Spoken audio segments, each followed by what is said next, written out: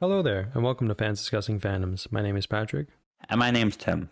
What are we talking about today, Tim? So today we are going to start off with Shadow of the Erdtree, Elden Ring's latest expansion, and basically talking about is it good or if it's bad.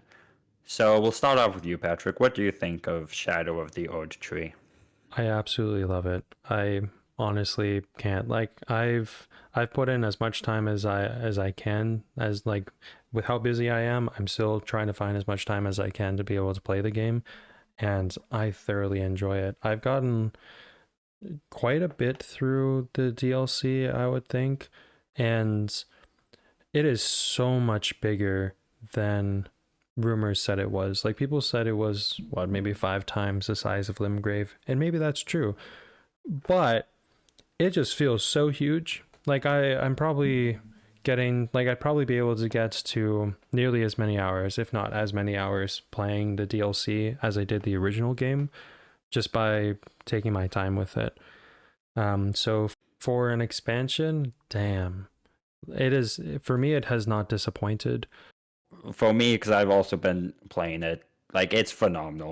I would also say if anyone is familiar with Phantom Liberty, oh, Blood and Wine. In terms of like scale, new weapons, new enemies, new places to run around and explore in, Shadow of the Erdtree is on that level of, quality and just new weapons, new enemies, new bosses, and just the highest quality that also those two expansions were. And it's so good. And it's Yeah, so worth your money. Although, I will say, if you are planning on getting it, because this is the one gripe I do have with the expansion, yeah, research what you're getting it on first before you buy it. Because I know, for example, on new PCs, it's having a real difficult time with like it's freezing and it's lagging significantly. And then also, I know on PlayStation 5 that I'm playing it on, as of today, as of the patches they've done, it's still staggering and it's still lagging at times for me on PlayStation 5. So again, yeah. other than that, it's phenomenal. But because of those things, do research on what you're getting it on. But other than that, again, it's phenomenal. Yeah.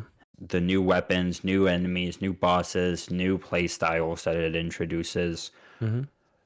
The visual beauty of the game, like Mm-hmm. visually, the game is phenomenal looking. Oh Like yeah. you look in the sky and it's like, my God, this is beautiful. Yeah. All that, my rating would be 9 out of 10. Only not 10 out of 10 because of those frame drops and connectivity issues. That's the only reason it's not 10 out of 10. Mm-hmm. So 9 out of 10 for me. Also, keep in mind if you're interested in it and you want to get it, it is difficult. It is not a cakewalk. And it is very much a difficult DLC that is harder than the base game. So keep that in mind when you buy it and play it. It is not an easy experience.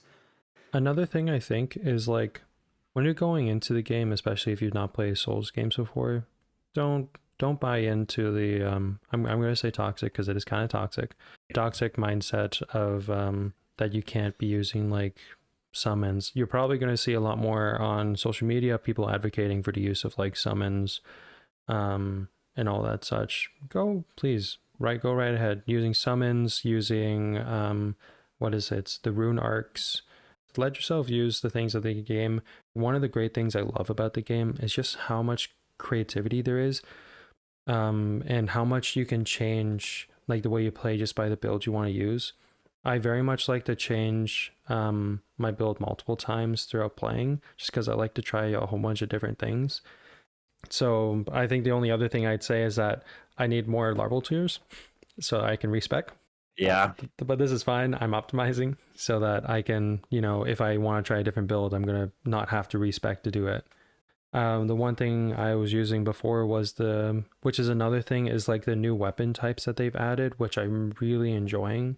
I'm also going to throw this out there. I was genuinely surprised. Maybe my standards are low compared to because of like some other games, but I was genuinely surprised with like how much new stuff there was.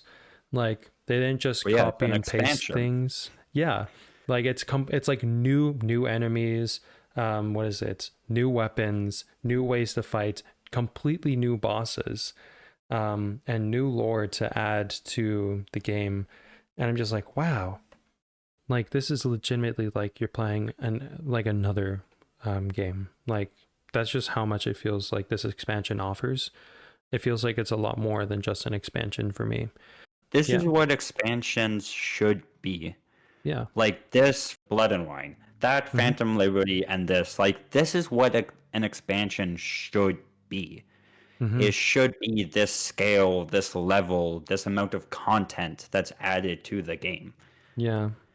But yeah, It's not like you're paying $50 for you to have two extra missions kind of thing. no, you're paying $50 for basically an entirely new game. Yeah. Which like another people there's some people said, I don't know if I'm going to spend $50 for just some DLC, and I'm like, you're getting almost an entirely new game with $50. Like it's not, it doesn't cost as much as the game itself. Plus the game, by the way, is on sale on Steam if you're a PC player, 30% off. Hmm. So if you're interested, now's the time. Um, but back to what I was saying about like the customization. Like right now I'm doing goodness, actually I don't want to say many spoilers. So yeah, I'm using two of the new weapon types, and it's really cool combination. I'll tell you about it later, Tim, so because I don't want to put any Yeah. spoilers on this. And what would you give it? I would also probably give it a 9 out of 10. I'm really close to giving it a 10 out of 10, but I'm hesitant because I don't want to just like throw that out there. Um, Well, why won't you give it 10? I told you why I won't give it yes, a 10. Because it's because not a smooth, buttery experience on PlayStation. yeah, no, because of like I didn't like. In spite of that, it's not really affecting me. It's affecting other players. So with that Yeah. happening, that's an unfortunate oversight. So I would say that that probably, at least with where it is now, with it having trouble, I would keep it at a 9 out of 10 because of that trouble. Another thing is that this is probably me being a little picky, but I was hoping for like a lot more caves because like there's so many caves in like the base game, but I think it's fair considering you have so many new areas that there's a little less caves. There's still, and the astonishing thing is that the caves are not a copy and paste of the caves from the base game. It's an entirely Nope. new cave system. Plus, you have like even like when they use a similar cave like type of design to like what you get in the base game, they reworked it. So there's new designs for how it looks. Um, so I would still say like with that little bit of nitpickiness and some of the issues that people are experiencing, I would give it a 9 out of 10. And with those things fixed, I would consider giving it a 10 out of 10 because I don't really see anything that's wrong. Yeah, because that's another thing. You play through this, and like, there isn't really much hair that's like, oh, this is an issue, or Yeah, like, I don't like this. It's all just like, you did good, guys. You yeah. did good. Like I'm not finding Unstaffed. anything that I'm really disappointed in. Like it's just Yeah. good. Um, and like the way that they throw, like when you go to a new area, you're like, okay, maybe I'll run into some of the same enemies. I was like, no, you get new enemies. Yes, there Yep. is like obviously, the big army of Mesmer has his what is it, influence in like throughout the map. So you're gonna run into some of his soldiers in different places. But the the number of times that I've been surprised by seeing a new enemy that one irks me because creepy, but also Yep. astonishing. It's like you're just running into new things that you really are not expecting. But yeah, thank you all for listening. Thank you all for joining us today. Check out our Instagram. We do daily stories recommending new things in pop culture, some niche things, friends who have done some cool stuff. Check out our other Spotify episodes. We put out one every once in a while.